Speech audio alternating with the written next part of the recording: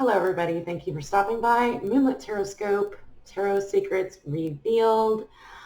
In this video series, I'm just going to talk a little bit about how to get started if you are interested in tarot or any kind of divination practices. I am trying to share information that you can't really find in a book. You can't really find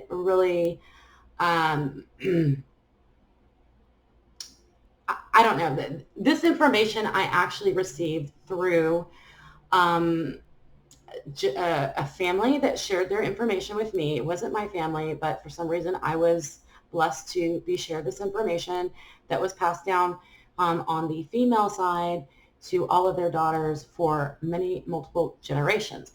This is how I learned. And then I'm sharing information with you from over the 10 years that I've spent practicing divination and tarot. Okay, so this is the most important video of the series, and I really, really hope that you watch this first. There is a right and a wrong way to read tarot cards. I'm not trying to make anybody afraid. However, there is a wrong way to read cards, okay? Sometimes when you read cards the wrong way, you may get a lot of information. You may get even more accurate information, but you will most likely get information that you are not supposed to hear, or your clairant being who you're reading for, is not supposed to hear and is harmful to their life. Okay? Boom. That is why there is a wrong way to read tarot. Okay? There is a right way to read tarot, and tarot is not scary as long as you're dealing with someone that is reading tarot the right way. The right way to read tarot is to set your intention. Let me repeat this. The right way to read tarot is to set your intention. What the F does that mean? You keep talking about that. What does that mean? I'm sure you guys have heard this. A lot of people will say around a new moon, this is a good time for you to set your intentions. And that would be like, regarding astrology and the new moon, that would be more like, what are your goals here? You know, what are your goals between the new moon and the full moon, etc. In tarot, I want you to think of it this way. People do things for different reasons. It's about your motive, okay? There are people in this world that do what they do because they want to help other people. They want to help other people heal. It's perfectly natural and it's perfectly normal. That's why we have social workers. That's why we have nurses. That's why we have healers. That's why we have so many different people that they feel like their life's purpose is to help other people, okay? If this is why you're doing a tarot reading, you're doing the tarot reading in the right way, okay? Cool. As long as that's your intention and that is your motive, you're fine. So you have to really super check yourself before you get started, okay? One way to do this, number one, okay? A few very simple, and this, I didn't take notes for this. This is just me talking, okay? One way to make sure you're not doing it the wrong way is don't ever read cards or read for someone who doesn't want their cards read, or is hesitant, or the idea that you're a tarot card reader, a psychic, intimidates them in some way. Don't read their cards. You don't ever want to read cards or messages for people that don't want to hear them, okay? You only want to read cards for people that want their cards read, okay? That's a very simple thing, but it can go a little bit deeper than that. What if I'm going to use a example. What if you have, as a reader, what if you have a crush on someone and you want to find out information about that person that is not just intuitive information or gut information, and you're actually going to do the ritual, because honestly, reading tarot cards is really a type of ritual of reading cards behind their back to gain information that they don't want you to have, that person, okay? Because if you're dating someone, right, they will reveal themselves to you when they feel comfortable doing so. So that is using tarot card readings. That is using a ritual as a manipulation in order to manipulate somebody. Ultimately, this is the difference between black magic and white magic, okay? So you don't want to read cards for egotistical or manipulative purposes, okay? You don't want to read cards to prove to someone that you are psychic, okay? That's egotistical, really. It is. Are you reading their cards because you really want to help them, or are you reading their cards to prove to them that you have superpowers or that you're special? No, that is the wrong way to read cards. Another wrong way to read cards is to, and I've done this, okay? I've done this, is to not practice your card reading, your ritual, and you just grab some cards because you're having an emotional moment and you just decide to pull some. Okay, I don't know what's happening in my life. I don't know. Give me some answers now. Boom, boom, boom. Oh my gosh, here's my answers. They could be accurate. However, they could be coming from a dark place. You need to follow the steps and the guidance, okay, of reading the cards the right way that has been given to you. If you watch my videos, there's a reason you're watching them. If you watch my the next couple of videos that are actually how to read cards, how to prepare to read cards, how to divine cards with your fingers, these are just a couple of videos I'm putting out today. But if you are watching them, then you are setting yourself up to safely read the cards for the right reason, period. Okay? It is totally safe as long as you know and believe, okay, that you are doing this for the right reasons. Okay? The principles of white versus black magic, the principles of, ritualistic practices that are positive versus negative really come down, in my mind, to two things. The first thing is to improve someone's life, to improve the world, to bring something positive into the world, okay? Now, the message may be negative. If the message is negative, that's different. That's okay, all right? Messages are what they are. If you change the message to something positive, then you're manipulating the whole story. If there's a negative message that comes through, it's because the person that's hearing it needed to hear that, okay? Because not everything is positive. Otherwise, I would just be a bullshitter, okay? So, sorry, distracted. Where was I? Ranting. I'm ranting a little bit, but I want you guys to really, really understand this, okay? So you're first, if you're doing this for the right reasons and you're setting your intention, which means specifically saying, asking, praying, or meditating, I want to do this in order to improve someone's life or for healing purposes or for the right reasons. That is a principle of working with magic or supernatural powers in a safe and positive way, okay? The second thing is defense. The second practice of white magic or what have you is to be defensive or to have defensive weaponry at your disposal. Let me give you an example. Have you guys heard of, well, there's martial arts, right? So I think I don't know if it's karate, but I think I've heard and I've read whatever, I've learned over the years that a lot of karate or a certain type of, I think it's karate, honestly. Well, any of the Asian martial arts, period. Basically, you use your martial arts just like you use your magical arts, okay? To defend yourself, not to hurt someone, not to harm someone, not to, antagonize someone, start the fight. You don't want to start the fight, okay? But you want to end it, all right? So basically, those are two very important principles to practicing basically white magic, which is how I practice reading tarot cards, okay? So I want you to understand that you do not have to light a candle and meditate every time you pick up your oracle deck and you study your cards. Okay, I'm studying my cards. I'm trying to memorize. 31 means this. Coexist means this. Okay, I'm picking up my book that I got with my beautiful Rider-Waite deck, and I'm studying what is Three of Wands. What does that mean? That's studying. You have to study in order to read cards. That's just, you have to study it. You can't, I mean, you don't have to study it verbatim. You need to study it. You need to study enough to know a little bit enough about the cards. The rest of it should come to you, okay? Another video will be about that.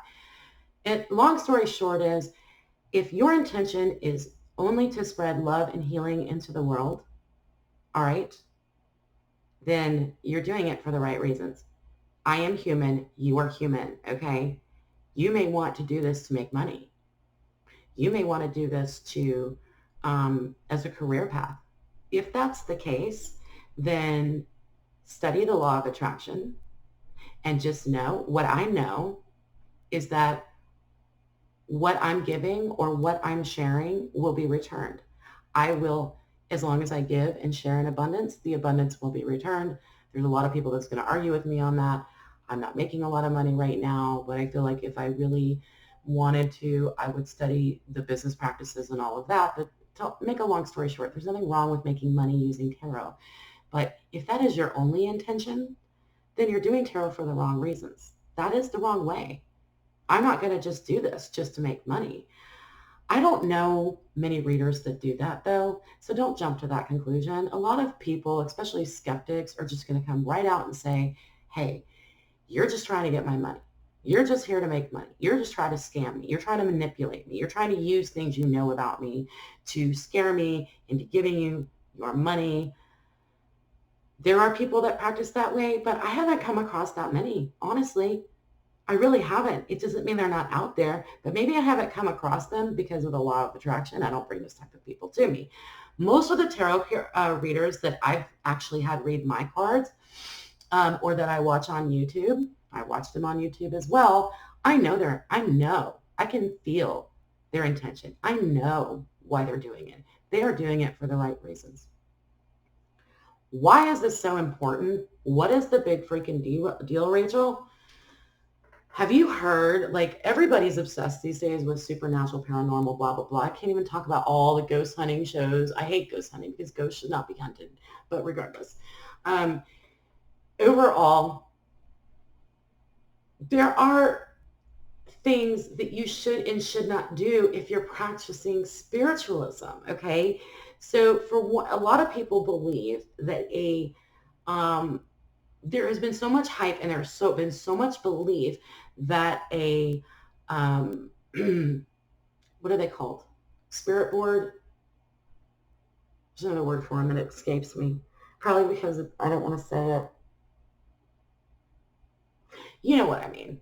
It's the board where you put your hands on a little thing and you ask questions and then blah, blah, blah, blah. For some reason, people think that that board only attracts evil and lower entities. I believe them. I believe them. So I won't touch one of those things. You have to have respect. You have to have respect for what you're doing. You have to have respect for the fact that you are asking whatever entities that live in a different dimension than ours to share information with me. That's a lot of responsibility. So you have to respect them and you have to trust, okay, that if you're doing things with the right intention for the right reasons, for healing or for defensive reasons, you're doing it and you're going to draw the right entities toward you. And they're only going to give messages that you can hear or that your clairant can hear, okay? I hope that makes sense to you. It is actually somewhat of a philosophy. Honestly, you guys, again, I didn't read about this. I've heard the term set your intention, but I've had to learn the hard way, what that means. I have the ability to tap into lower vibrational negative entities. I have that ability, okay? It's not something I'm proud of, but it's something that I know I can do if I'm not careful, okay? Everybody's different, but that's me. I have to be extra careful that I'm not doing that, okay? And let me give you a perfect example. I'm going to give you a perfect example of this. So I was in a place where I was newly practicing fortune telling. And so I'm going to tell you guys a secret little story about myself. I had just started playing cards, and this started early on. I started using a playing card deck that had 52 cards in it. Now, I watched a horror movie. I love horror, okay, so let's not all get freaked out. There's a lot of reasons why horror movies are not necessarily bad, but I'm not going into that right now. What I'm saying is I watched a horror movie that ignited something in me that was very powerful, but it was of the lower spectrum of entities. It was a lower vibration. And I wasn't aware of it at the time, okay, because I wasn't paying attention, number one. I wasn't being respectful, number two. And I was just acting without thinking. So I said, oh my gosh, okay. After the movie was over, for some reason, and I hadn't picked up my playing cards in like 3 weeks, like I was just busy and doing other things. And for some reason, after that movie was over, I'm not going to tell you the name of the movie because I don't want to transfer my issues onto you. Movies are not evil. This is just my own experience, okay? I was in a somewhat of a trance, or in a sort of a reality or a dimension that was not on the positive side of things. So I said, oh, okay, I'm going to read my cards. I'm going to read my cards. Oh, it's 12 o'clock on the dot. I'm going to read my cards. Oh my gosh. Oh my gosh. Okay, it's perfect. All right, let me read my cards. Let me shuffle these cards. Let me put them down. Let me pull 1, 2, 3. I pulled 6, 6, 6. Right off the top of the deck. What is the likelihood? I don't know math, but what is the analytics, or what is the likelihood of pulling 6 cards in a row, or no, 3 cards of all 6s? There's only 4 6s in the 52 card deck. I don't know what it is. It's likely, but it's not super likely, right? So I guess those people that play poker and stuff, they'll probably have the analytics on that. I should look them up. You know what that did for me? It wasn't the lower entities that were speaking to me. It was the higher entities. It was my angels. It was my protectors. And it sent a spear of fear into my heart. Terror into my heart. Okay? But what it was a lesson. It was a lesson. I was being taught. Okay? Don't disrespect the magic that you do. Okay? Don't disrespect it.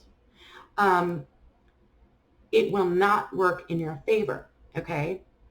Now, number 1, 666 is no longer a number for me that scares me. I give it absolutely no power. I don't think it represents anything. And if it represents the devil, fine. I'm not scared of the devil either. Whatever. Topic for another video. There's so much I could talk about, y'all.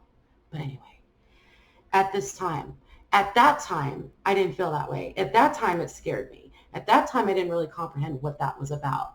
But over time, looking back on that, I recognized what that was. It was my spirit guides, ancestors, archangels, my spiritual team that was around me at the time, giving me a light little smack in the face and saying, have respect for what you do. Set your intention before you ever read your cards. Okay? That is the right way. I mean, that was the wrong way to read cards. That is my personal story that I'm sharing with you about that. I have many, many, many more. But overall, I hope you get the gist of what this long 20-minute video is about, because it is the most important lesson to learn